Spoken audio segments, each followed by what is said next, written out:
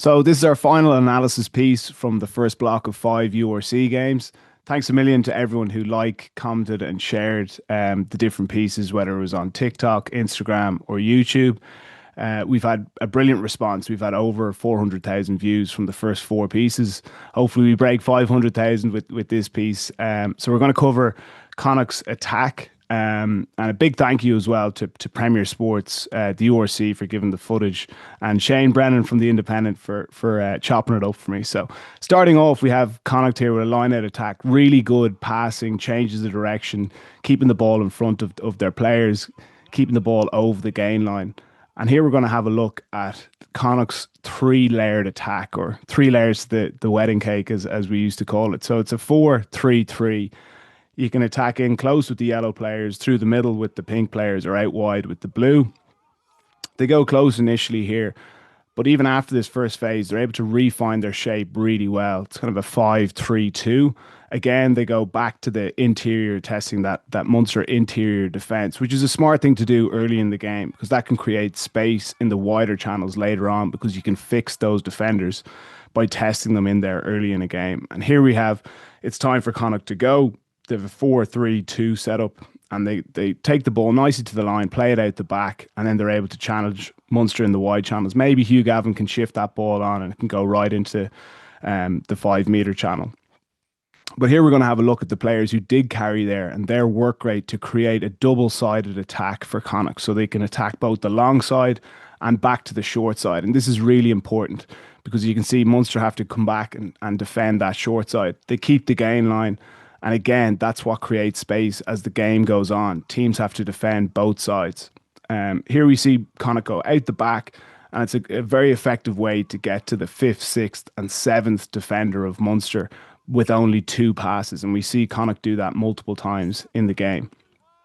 Here we're going to have a look at how well Connacht keep the gain line and how effective their ball placement is. So they have a focus of placing the ball to the outside. And the positive with that are the players you're playing with know where to ruck. You can see here, it's really quick ball, less than a second. Ben Murphy gets in, moves the ball, it's over the gain line, and Munster are under pressure. Again, it's very simple at the gain line, option inside, option outside.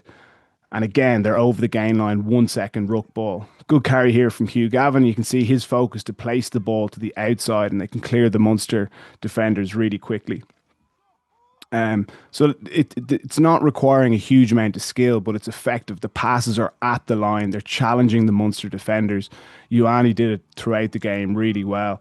And again, back to the forwards, just keeping the gain line effective, not giving Munster any opportunity to poach the ball. Good carry here from Murray, places the ball. And you can see Ioane and Ralston show on the open side where Munster are well set, and then sweep back to the blind side where you've got defenders who are coming back to their feet, and then a bit of, fantastic piece of skill from Ioane to get his hands free. But they'd created the mismatch, and it was defenders that were folding and holding. So here we're going to have a look at Connacht on the kick receipt and how quickly they're able to refine their shape. So good work on the scraps from Sean Naughton, who's been a great find for Connacht so far this season. And again, it's only been one phase, but they're able to find this 3-tiered shape really quickly with the 4-3-3 kind of setup. Again, they go out the back, 2 accurate passes, and they're able to find Munster's 6th, 7th defender. And that forces Munster to make a decision. Do they fold? Do they hold? And then here we have Ioane playing right to the line. Good short option, and then an out the back option. You can see Dan Kelly there. He's challenged on his inside shoulder. He swims off, overcompensates, but then does really well to get Hugh Gavin down. But it's challenging the Munster defenders each time. And now Connacht have the picture that they want. They effectively have a 7-against-4. Really good pick off from Kilgallen. And we're going to have a look from the behind angle at maybe what Connacht could do. So it's great work rate from the backs to create this overlap with the 2 of the backs, West and Naughton, sweeping in late. Ioane goes on the outside angle here, which creates a 4-on-3. Maybe Cal Ford can go short, and the 2 guys arriving late can go out the back, and Connacht can get right down that 5-metre channel. But that was a huge moment in the game. Connacht had played brilliant rugby for the first 30 minutes, and that could have got them 2 scores ahead. So this is the final play of the game. We're going to have a look at how Connacht created play to get mismatches, getting their backs running against the Munster forwards. So you can see the Munster 10, 12, 13 in the middle of the field. JJ's at 12. So they find the Munster 10, get him onto the ground, and then you can see he's on the ground. 12 and 13 are on the open side. Connacht then come back to the short side. It's a simple carry, but they create, quick ruck ball, and now they've got the picture that they want. So it's effectively a 7 against 4, and it's the Connacht backs running against the loose head prop, second row, back row, and scrum half of Munster. These are the mismatches that you want to create. And Ioane did it really well. He plays square to the line, late pass the ball. Maybe West can give that pass and give Tierney Martin a run down the 5 meter channel. But it's a great launch play, and they're 15, 20 yards over the gain line. Again, here it's the last play of the game, lots of tired bodies, and they're doing their best to challenge. Really big carry there from Hugh Gavin, who I thought had a really good game and arguably a bit unlucky not to be in one of the Irish squads this autumn. And here we're going to have a look at Connacht want to create this 3-tiered attack. And it's really tough to do it. You've got to work really hard. You've got to communicate with each other. And they did it really well. Could they have done it slightly better in this instance? Maybe. And you can see Stuart Lancaster, he's building the foundation for the team. And I'm really excited about where Connacht can go in this next block. But you can see the 4 players at the top of the screen. Can they get themselves organised a little bit quicker so that on this phase that they're going to be able to challenge Munster in the wide channels? This could go out the back to Ioane on a sweep, and had those players been realigned a bit quicker, you could challenge Munster in those wide channels.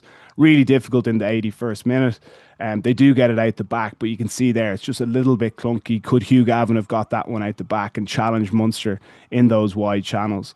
But it was a really good interpro game, and while Connacht only got 1 win from their first 4 games, I think they'll take lots of positives, and they're certainly a team to watch for me as we go into the later stages of the URC and into the Challenge Cup. So thanks a million for listening, and if you've anything that you'd be particularly interested in seeing more detailed analysis on, please put it in the comments, and we'll look to do that in the next block of URC games. Unfortunately, we won't be doing them for the internationals as we're restricted on the footage that we can use, and I think it's going to be similar for the Champions Cup. So it might be round 6 of the URC until you see us again on these pieces, but you'll certainly hear us on the podcast with Joe Malloy. So thanks a million.